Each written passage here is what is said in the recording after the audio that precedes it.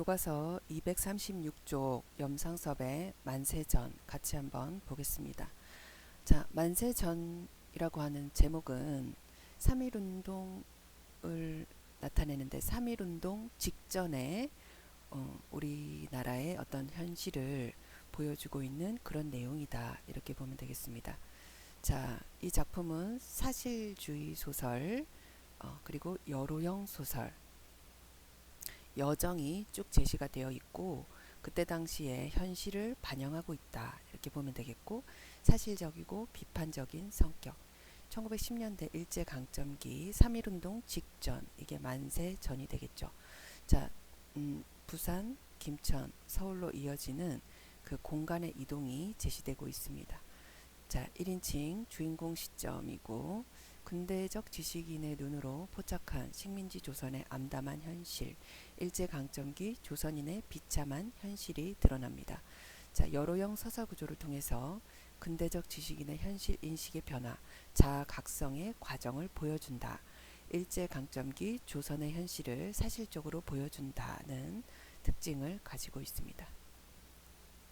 우리 전체적인 구성은 이렇게 되어 있는데 제일 처음에 동경 유학생 내가 아내가 위독하다는 정보를 받게 된다. 그리고 여러 술집을 전전하다가 귀국하는 연락선을 탄다.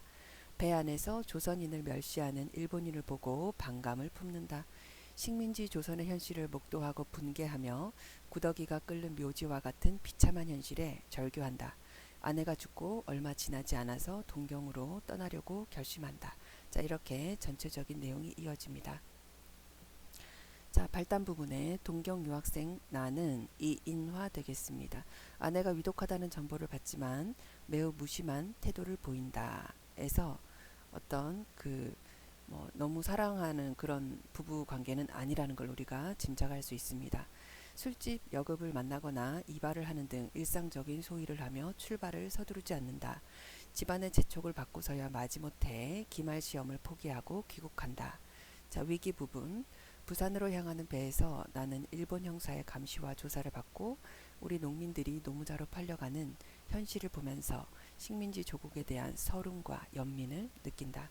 나는 일본을 떠난 후 조선의 첫 관문인 항구 도시 부산에 도착하여 잠시 동안 거리를 구경한다. 나는 뱃속에서 아침은 먹었건만 출출한 듯 하기도 하고 두세 시간 남짓이나 시간이 남았고 늘 지나다니는 데건만 이때껏 시가에 들어가서 구경해 본 일이 없었기에 위선 조선 음식점을 찾아보기로 하고 나섰다. 부두를 뒤에 두고 서로 꼽들어서 전찻길 난대로만 큰 길을 걸어갔으나 좌우편에 모두 2층 집이 쭉 늘어섰을 뿐이요. 자, 2층 집은 일본식의 2층 집. 일제강점기가 계속 이어지고 있었기 때문에 일본식의 2층 집이 가득합니다. 조선집 같은 것이라고는 하나도 눈에 띄는 것이 없다. 2, 3 정도 채 가지 못해서 라고 했습니다. 정이라고 하는 것은 거리의 단위다. 이렇게 단어풀이에 나오고 있습니다. 전찻길은 북으로 꼽드리게 되고 맞은편에는 색색의 극장인지 활동사진관인지 활동사진관은 예전에 영화관을 나타낸다. 울그대불그대한 그림 조각이며 깃발이 보일 뿐이다. 삼거리에 서서 한참 사면팔방을 돌아다 보다 못하여 지나가는 지게꾼더러 조선 사람의 동리를 물었다. 자, 여기서 조선 음식점을 쉽게 찾지 못하고 있는 모습을 우리가 알 수 있습니다. 지게꾼은 한참 머뭇거리며 생각을 하더니 남쪽으로 뚫린 해변으로 나가는 길을 가리키면서 그리 들어가면 맷집 있다 한다. 나는 가리키는 대로 발길을 돌렸다. 비릿하기도 하고 고릿하기도 한 냄새가 코를 찌르는 해산물 창고가 드문드문 늘어선 쇳골짜기를 빠져서 이리저리 휘더듬어 들어가니까 바닷가로 빠지는 지저분하고 좁다란 골목이 나타났다. 함부로 세운 허술한 일본식 2층 집이 좌우편에 5, 6채씩 늘어섰는 것이 조선 사람의 집 같지는 않으나 이문 저문에서 들락날락하는 사람은 조선 사람이다. 이 집 저 집 기웃기웃하며 빠져나가려니까 어떤 2층에는 장고를 세워놓은 것이 유리창으로 비쳐 보였다. 장고는 장구를 나타낸다 이렇게 보면 되겠죠. 그러나 문간에는 대개 여인숙이라는 패를 붙였다. 잠깐 보기에도 이런 항구에 흔히 있는 그러한 종류의 영업을 하는 데인 것이 분명하다. 그러나 계집이라고는 씨알머리도 볼 수가 없다. 우리 단어풀이 가보면은 조금도 없다 정도로 해석해주면 되겠습니다. 자, 지금 이인화는 조선 음식점을 찾아서 부상거리를 거닐고 있는 모습입니다. 아마 백알잔이나 퍼부어가며, 백알잔 고량주를 의미합니다. 뚱땅거리고 밤을 새다가 낮을 밤으로 알고 자빠져 있는 게로군. 나는 이런 생각을 하며 돌쳐 나오다가, 자, 돌쳐 나오다가 돌아서서 들어가다가 돌아서서 도로 나오다가 들어가 보고 싶은 호기심이 불쑥 쓰나 차 시간이 무서워서 걸음을 제쳤다. 걸음을 재촉하고 있습니다. 다시 큰 길로 빠져나와서 정거장으로 향하다가 그래도 상밥 파는 데라도 있으리라 하고, 자, 반찬과 함께 한 상 차려서 파는 밥이다 이렇게 생각하면 되겠죠. 이 골목 저 골목 닥치는 대로 들어가 보았다. 서울 음식같이 간도 맞지 않을 것이요 먹음직할 것도 없겠지만 무엇보다도 김치가 먹고 싶고 숟가락질이 해보고 싶었다. 자, 일본에서 유학하다가 조선으로 귀국해서 조선 음식을 찾고 있다. 이제 이인화의 어떤 조선인으로서의 그런 모습을 우리가 확인할 수 있습니다. 그러나 조선 사람 집 같은 것은 그림자도 보이지 않았다. 간혹 납작한 조선 가옥이 눈에 띄나 가까이 가서 보면 화방을 헐고 일본식 창살 틀을 박지 않은 것이 없다.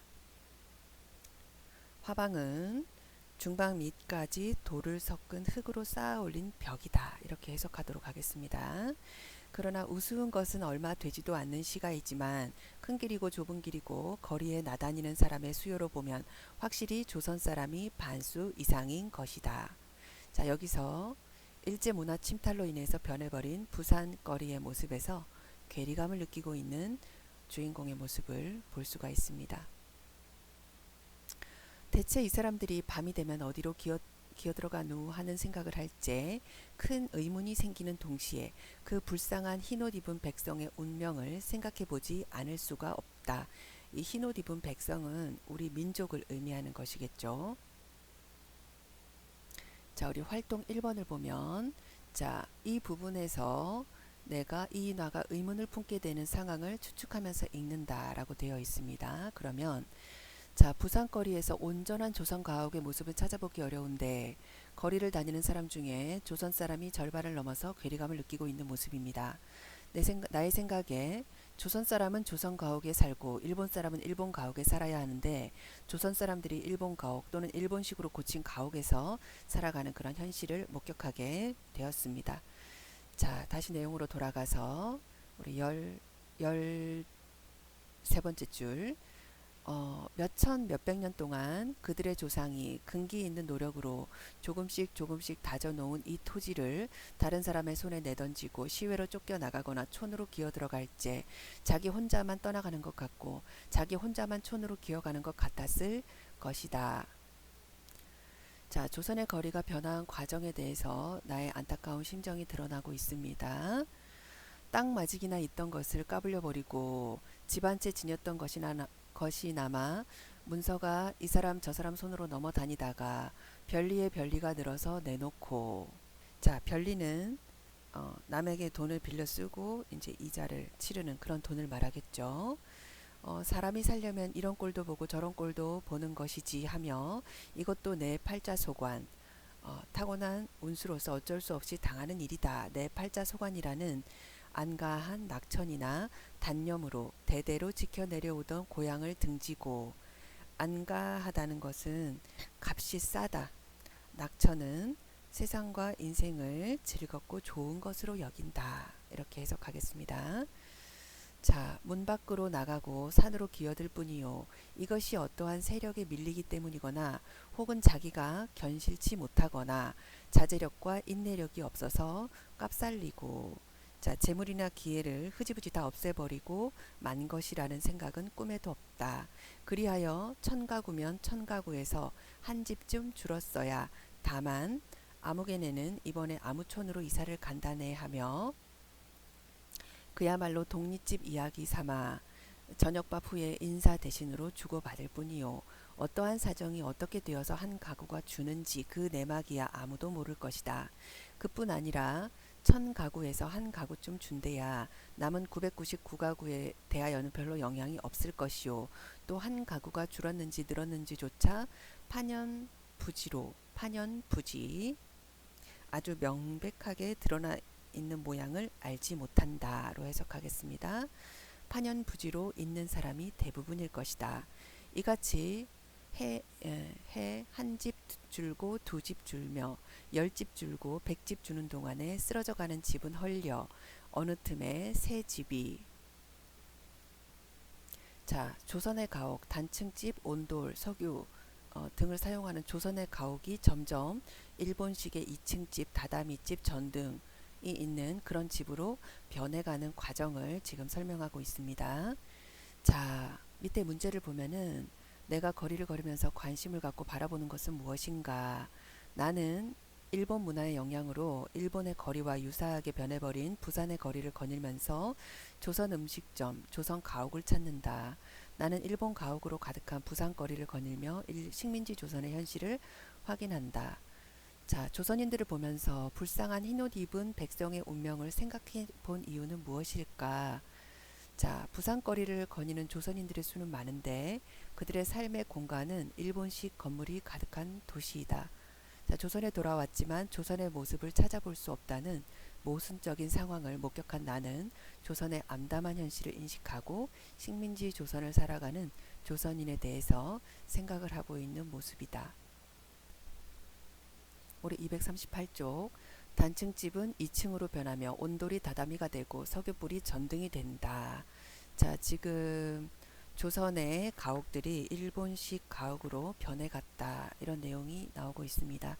이런 생각을 해볼 때 자잘한 세간 나부랭이를 꾸려가지고 북으로 기어 나가는 패자의 때의 쓸쓸한 뒷모양이 눈에 보이는 것 같다.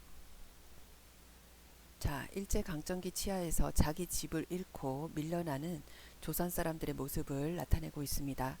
나는 그리 늦을 것은 없으나 쓸쓸한 찬바람이 도는 큰 길을 헤매기가 싫어서 총총 걸음 걷다가 어떤 일본 국수집 문간에서 젊은 계집이 아침 소재, 청소를 하고 있는 것을 보고 벼랑간 들어가 보고 싶은 생각이 나서 우뚝 섰다. 이때까지 혼자 분개하고 혼자 저주하던 생각은 감쪽같이 쓰러지고 자, 지금 일제 문화 침탈로 변해버린 모습에 대해서 분개하고 저주하고 있는 그런 모습입니다. 자, 눈에 보이는 것은 걷어올린 옷자락 밑에 늘어진 빨간 고시마키하고 그 아래 하얗게 나타난 추울 듯한 폭신폭신한 종아리다. 자, 고시마키는 일본의 어떤 전통 속치마다 이렇게 해석하면 되겠죠.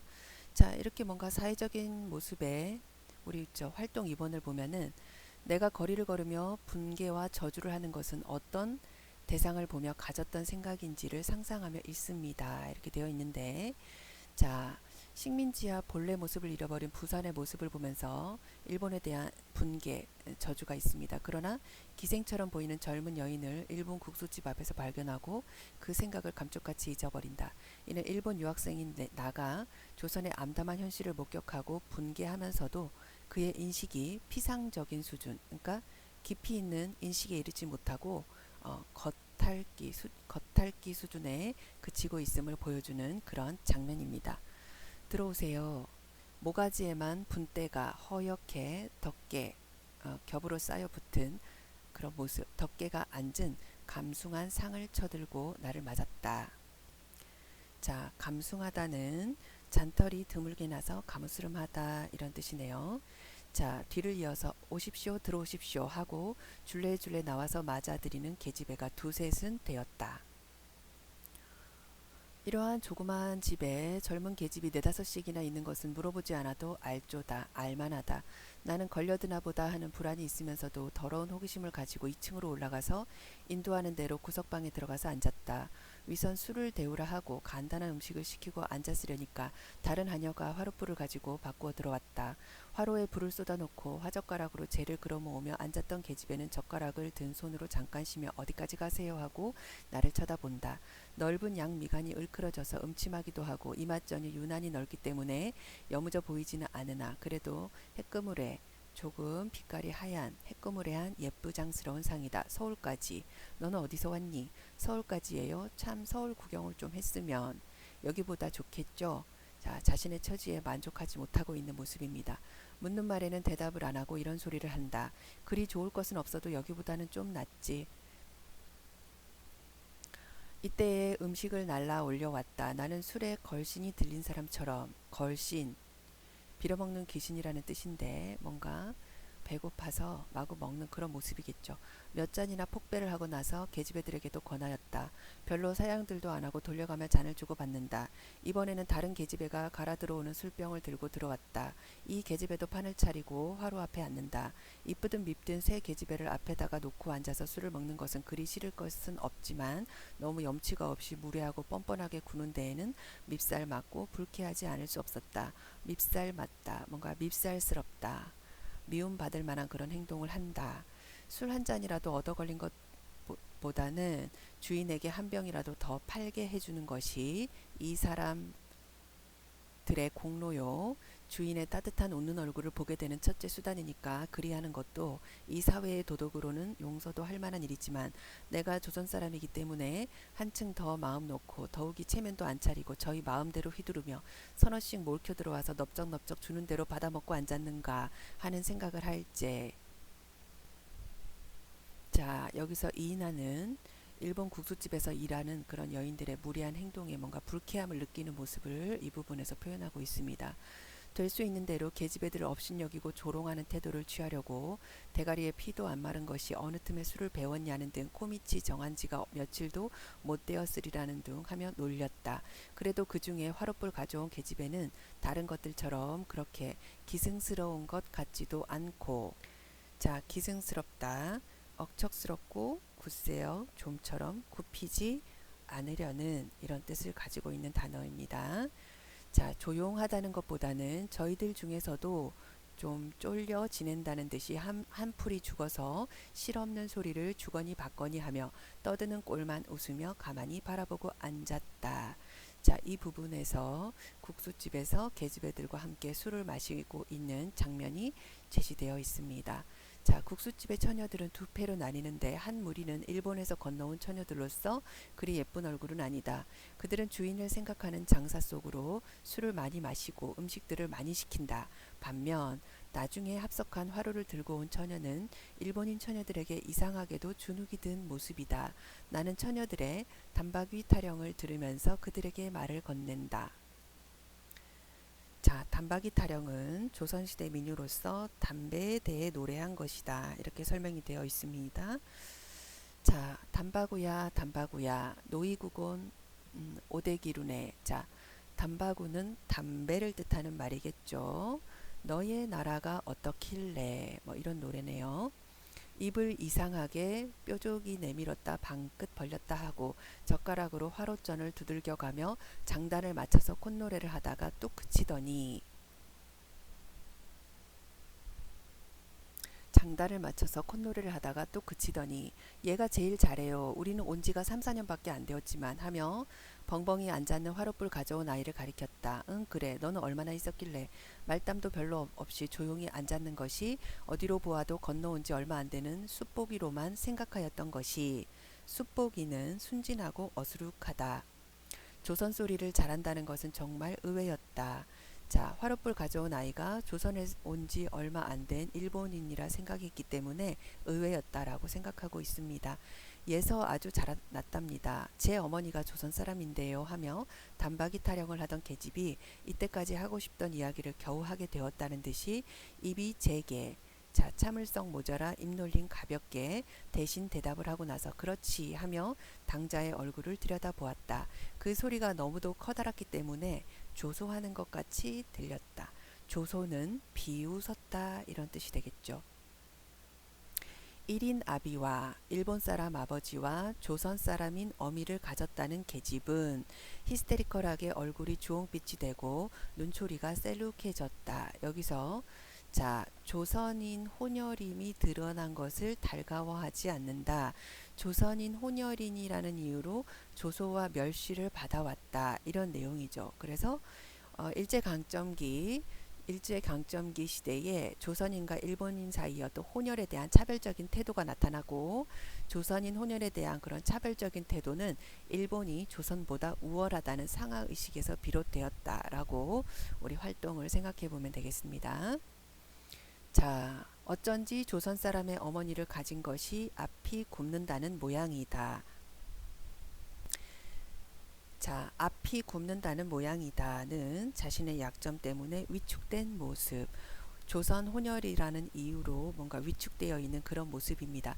정말 그래? 그럼 어머니는 어디 있기에? 나는 호기심이 생겨서 물었다. 조선인에 대한 관심을 보이고 있습니다. 대구에 있어요. 고개를 숙이고 앉았다가 간신히 쳐들면서 대답을 한다. 그런데 왜 여기 와서 있니? 소식은 듣니? 라고 했습니다. 오늘 여기까지 하겠습니다.